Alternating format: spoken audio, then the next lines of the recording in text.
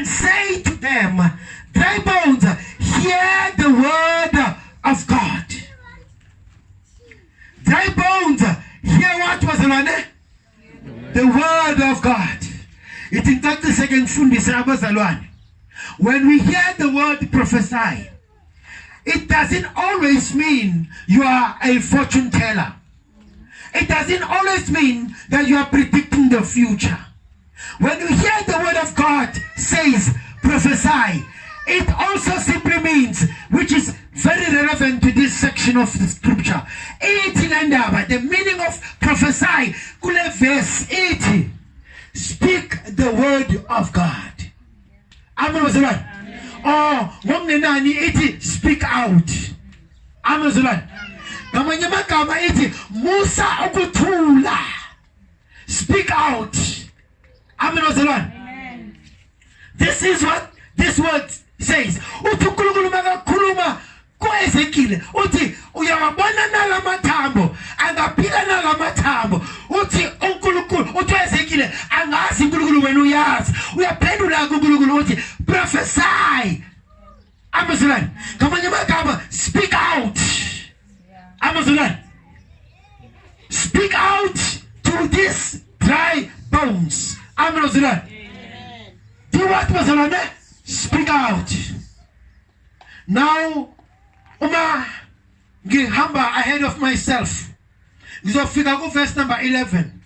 Lapho icacisa khona ukuthi kahle intsingiselo yalomsekelo was not about dry bones as we know dry bones.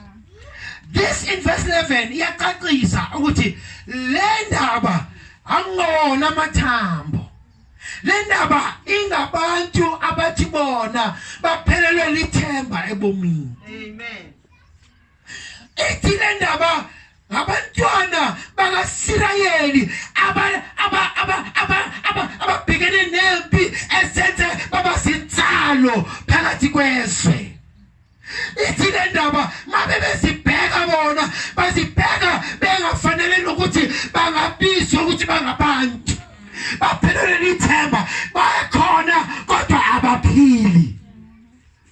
These are the people who are existing but they are not alive. Nakene mabona abantu abanjalo. Uyavuka, uyakeza, uyenza lokho, uyadla, uyalala, uyavuka uyakeza, wenza lokho, uyadla, uyalala, uyavuka uyakeza. Awunajonge bomini, uya on autopilot. Sidala laphela ithemba empilweni yakho. This is a message for such people. And allow me to say, when the bag situation, yebanga le high center, kukhona yedwa engingumfumana mangiya etheater ngizake cooperate lenhliziyo engathi uthando kulomuntu singumfumanisa enhliziyo ephelelwe lithemba. Kuye lo muntu yedwa uNkulunkulu ngithume kuye this morning othi yena empilweni uphelelwe lithemba kade zama kade hlanganisa kodwa manje usephelelwe lithemba. uNkulunkulu uthi ungithumile ngizothi kuwena ungabisalahle ithemba. Uma uNkulunkulu ekwazi ukusukumisa indoda yakho Ezekile ikhulume nabantwana bakaSirayeli ithi mabavusa ithemba labo. uNkulunkulu ngo-2018 uyayivusa inceku yakhe Exodus 20 uthi kubantu abalalele uthi vusa ukholo lwakho. Yes Lord. Waliyeka ukholo lwakho luchabalale. Vusa ukholo lwakho.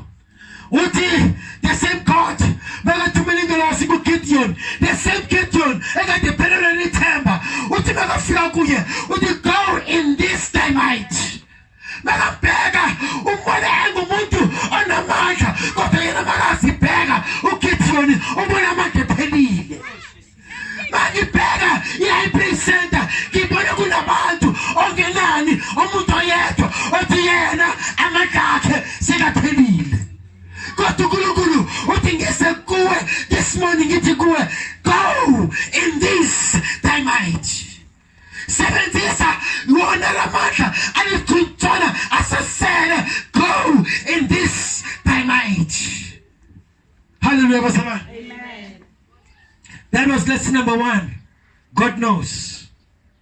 Masifunda in verse number 7.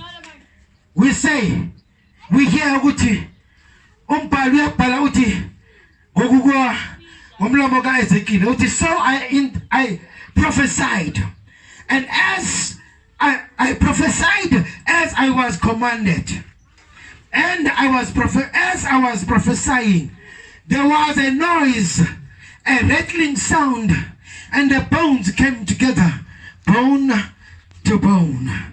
Hallelujah, verse 1. As I was prophesying, amazi womprofeti la uthi Ezekiel,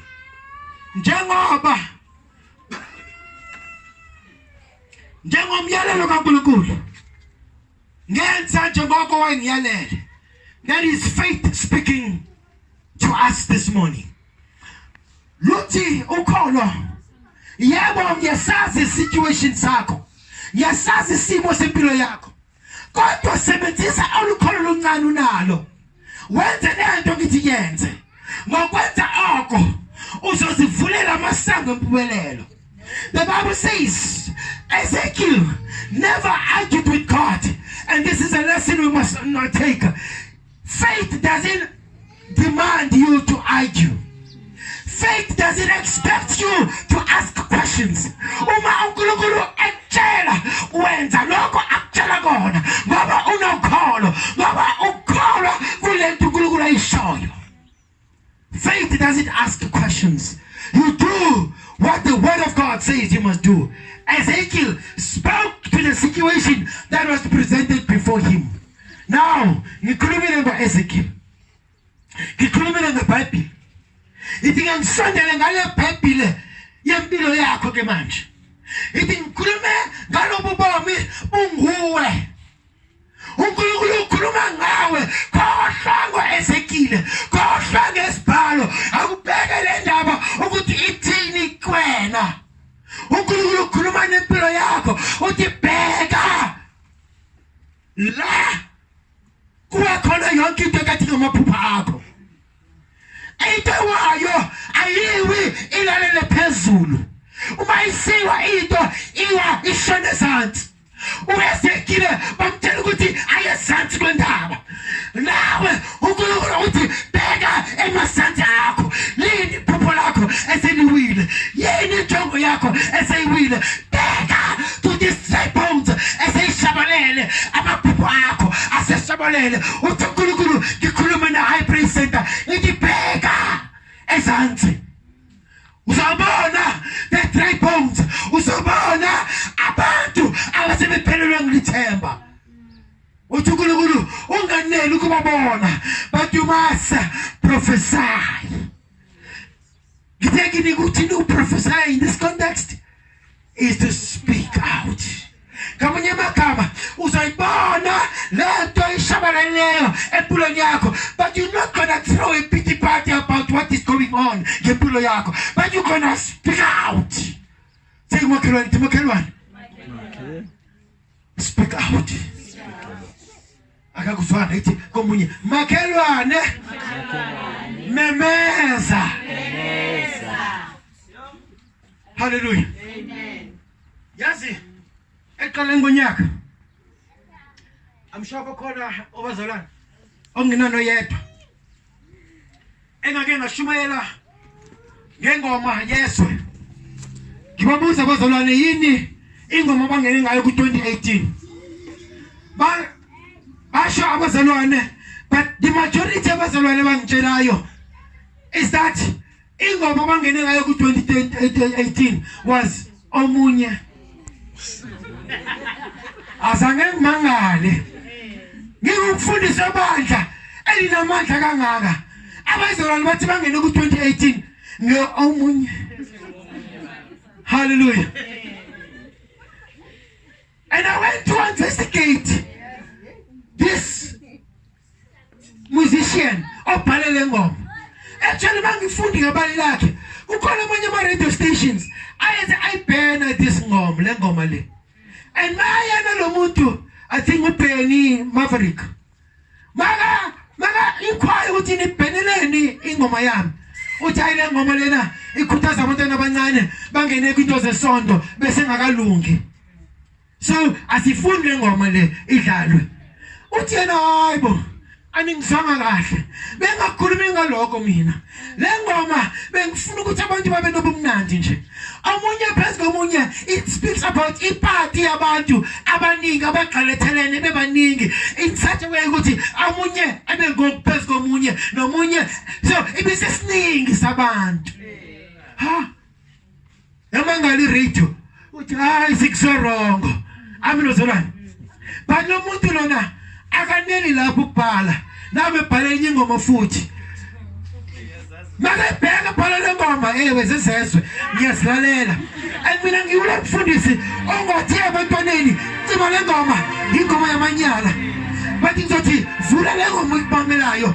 ithi le ngoma asixoxe aqoqa umntana nami ukuthi le ngoma ithini angibalisele ukuthi ithini le ngoma kuye bese ngifaka ke mina intshumayelo yami ngayivuza engayishiya lana ngoJanuwari ngathi uyizwe wrong umntana nami le ngoma uyabona le ngoma uma ithi omunye phezulu komunye ithi abomini isitha siyakhona ukugibela enhloko sithi yonke into yenzayo sitekele phansi kodwa uNkulunkulu ongoNkulunkulu othembakeleyo othi makaqala umsebenzi wakhe ngempilo yakhe uyawufeza uzotheka ngesithuba kanti isathasakho sihleli phezulu athi manje sengiyaphendula ke izinto kuphendula isimo omunye phezulu komunye so wena engadisitha siphezu kwakho wena ozoba phezulu kwesitha sakho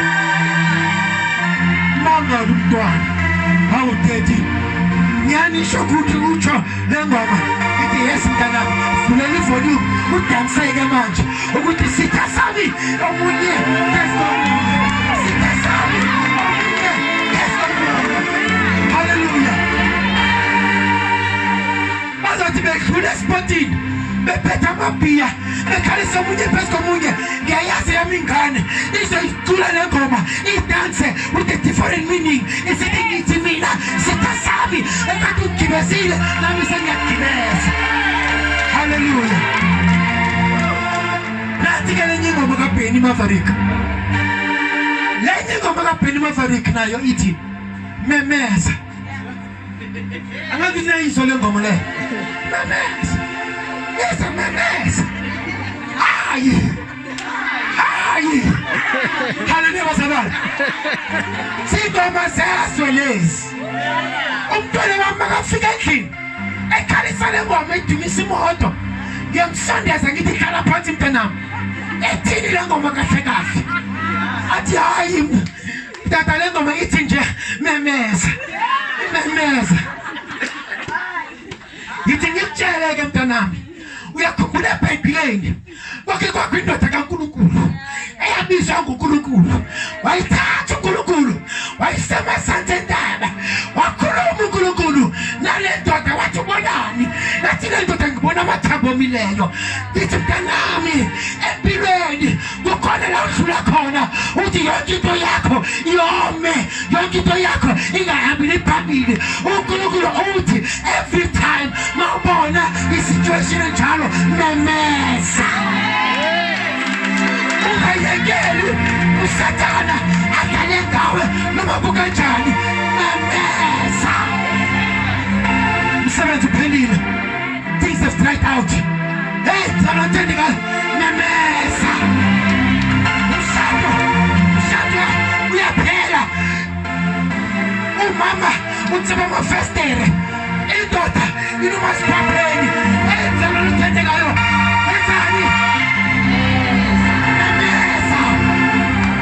ngayekela isimo sihlamakhanda unalo igunya uNkulunkulu ukunikile igunya lempilo ukuthi uthathe izinto under your control uthi Satan I'm sick and tired of being sick and tired this time around I declare I shall be the head and not the tail I shall be above and you are the mesa awuyekeli isimo sidlale ngawe the mesa next time siyesipotini bakhalisele ngoma bazaphatha amabhiya bathi memeza wena uma usithi simo sami esibucayi ngithi ngikutshele mina ngikhonza uThixo ophilayo usakimi ngama-temptation usakimi ngesimo zonke kodwa mina ngizakuwe ngegama ngiyamemeza ngikutshele uDavida nakabhekana noGoliath ngeke azange ayinqobe impi uma engazange wathini wamemeza uDavida wathi isimo sini esiyekela le ndoda ikhulume kabi kangaka ngoNkulunkulu engimkhonzayo. I am here to say you are coming to me with all with the swords and javelins, but mina I come to you in the name of Jesus Christ. And the Bible tells us that every knee, the knee of the demonic spirits, the knee of the Sangoma, the knee of every situation, every knee shall bow at the mention of the name of Jesus Christ. Yingakho uGoliath azange abe choice mawuDavide ememeza igama lenkosi wakaka kodwa ungelukanga washaya phansi ngoba ememezile igama likaJesu Kristu. Memeza sukume ngqedile hamba ke uye ekhaya, hamba uye ekhaya. For every situation oshula kuyona ayekele isitha sihlale ngempilo yakho. Memeza tell Satan, look at him straight in the face. I'm sick and tired of being sick and tired. This is me and you. Hey Satan, get me in. I am above. I am not beneath. I do not belong where I am. Hallelujah. Ngulugulu wesimo uzayishintsha yakhe.